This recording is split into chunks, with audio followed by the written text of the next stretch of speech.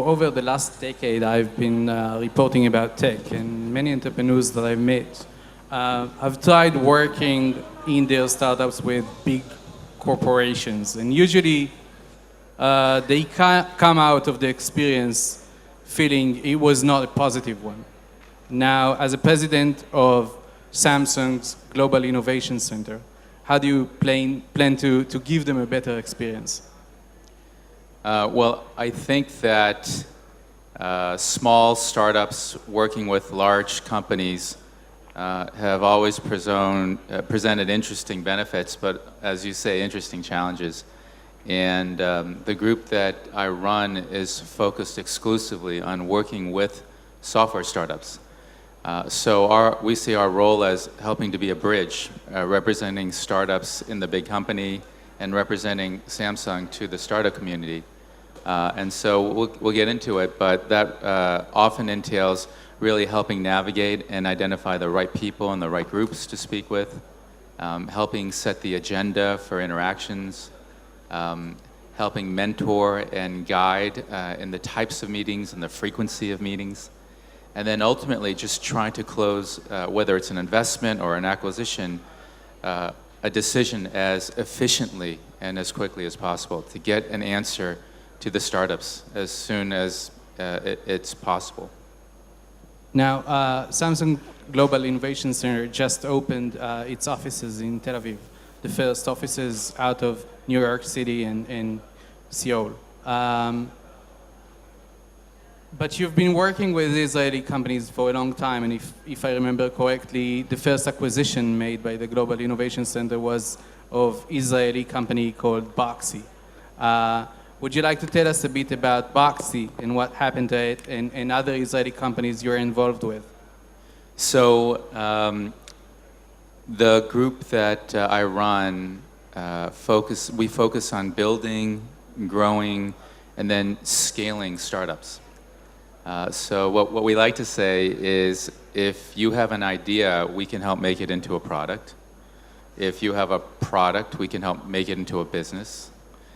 If you have a business, we can help take it global.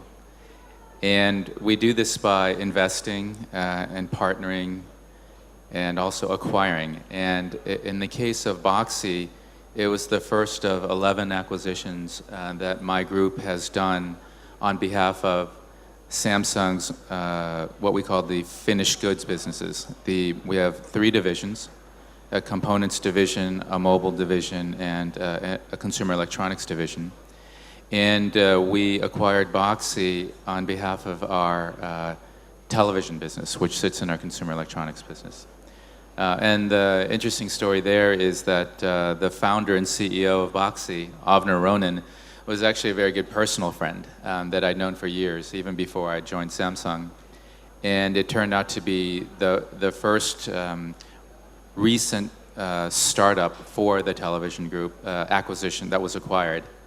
And at that point, one of the things that we did for the company is institute a new approach, a new process for acquiring startups so that we could move very quickly, and something that we call a PMI program, a post-merger integration program, which is really about planning what happens after an acquisition and planning that as you do the due diligence on a company, because we look at the startup as not the final event, but actually in some ways the beginning of a new chapter.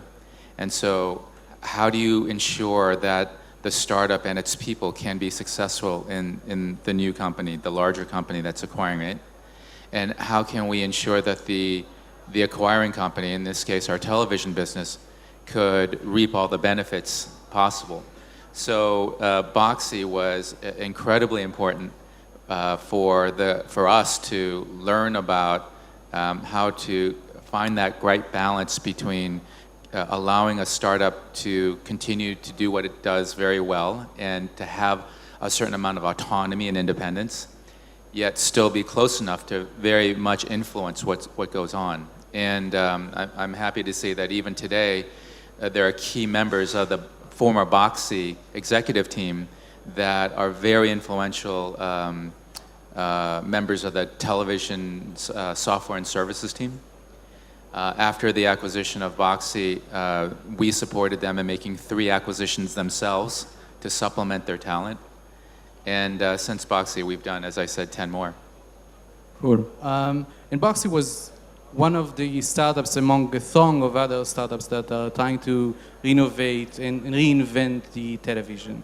Last night was the presidential debate. This is one of the first events that is broadcasted in virtual reality. But reading the experiences of users, you get the sense that the experience is still not mature enough, that they feel that VR content or virtual reality content is still not curated, and that there isn't too much added value. Where do you see that going? Well, as a group, we've been very excited by the potential of virtual reality for a few years now. And in fact, around 3 years ago, we identified from a strategic perspective what the potential could be, not just in entertainment and gaming, but in all different types of verticals and also in enhancing human communications and interaction. And since then, we've invested in a number of companies.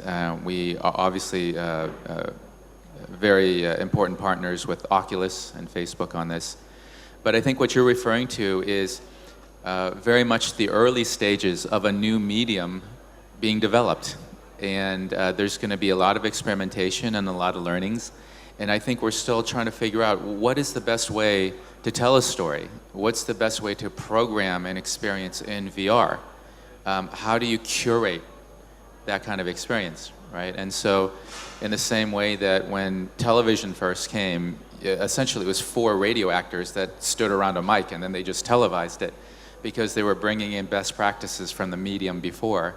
And I think what we have to do now for VR is say it's not just linear video, it's not just different camera angles, but it's a different way to provide an experience for people, to tell a story. And the debate is one example of experimenting, but this is why I'm very excited to work with startups in the space, because they'll push the envelope, and we'll see how quickly it unfolds.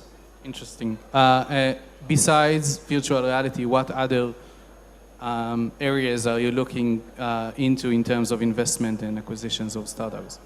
So we're, because our devices, our smartphones, our tablets, our televisions, our digital appliances touch so many different types of verticals and interact with so many facets of our customers' lives, we like to say that we have an open mind towards many different areas, but particularly for Israel, we're very focused on cybersecurity. We're very focused on VR and AR. We've been spending a lot of time looking at all manner of AI, artificial intelligence startups, related startups. And for about 2.5 years now, we've been very aggressively looking at the IoT space and companies in it. Okay, can you name a few Israeli companies that you're currently working with and what you're doing with them? So our relationships with different Israeli companies, I mean, I should take a step back and say that Samsung as a company has been in Israel for over a decade. And there are other Samsung groups that have been in Israel. For example, we have as I mentioned before, a components division. And they have an organization that invests in startups and works with startups for their division. They're called SSIC. And we have a research organization that works with startups, and they have an accelerator program. And we also have a corporate ventures group that looks at later stage deals. So we work very closely with all these other groups. So we do the same in Silicon Valley. With respect to my group, we will focus on early stage software startups for our mobile and our consumer electronics divisions. We have invested in a cyber security company called Zimperium. We also have invested in a company called Interlude, which is our first real digital media investment, run by someone who's become a good friend, Yoni Bloch. And you mentioned the Boxy acquisition. Our new office, which is run by Eyal Miller, who's sitting in the front, we've instituted two types of investment programs. One is working with EIRs, so we'll support individual entrepreneurs as well as teams to provide a working space, to provide all sorts of resources and support. And then we have what you would consider a more traditional early stage venture fund, and so we're looking at a number of deals, and we're actually going to announce in the very near future our first couple of deals there. But we have our office is already filled with different entrepreneurs. And then, if I could, one of the things that we've done in our office is we provide resources, no strings attached, to provide any manner of support, office hours, mentoring. We have a studio where different entrepreneurs can come in and create podcasts and webcasts for their benefit. And we do this just because we want to help contribute and support the entrepreneurial community here.